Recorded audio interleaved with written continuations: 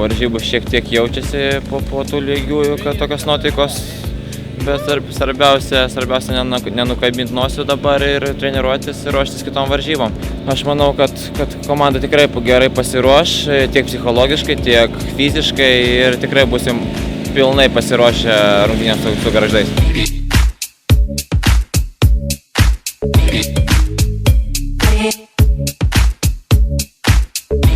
Bus daugiau pykčio, bus daugiau noro vėl įrodyti savo ir kitiem, ir fanam, kad tos lygiosios buvo atsitiktinumas ir mes turėjom nugalėti tose rungtynėse ir su Banga bandysim nugalėti ir atiduosim tas jėgas.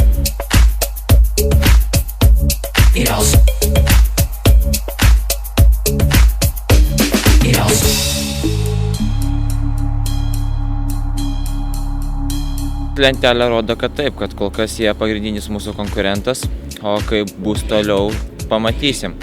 Aišku, ir nuo šitų varžybų daug kas priklauso, jeigu jeigu laimėsim, tai jau bus 4 taškų persvara ir tai yra tikrai jau nemažai. Ir toks yra mūsų tikslas, nuvažiuoti ir nugalėti.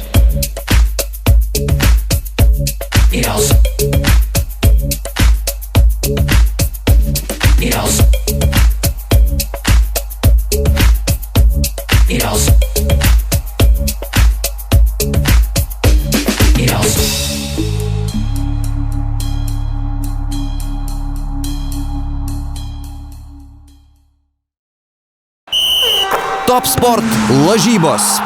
Top Sport.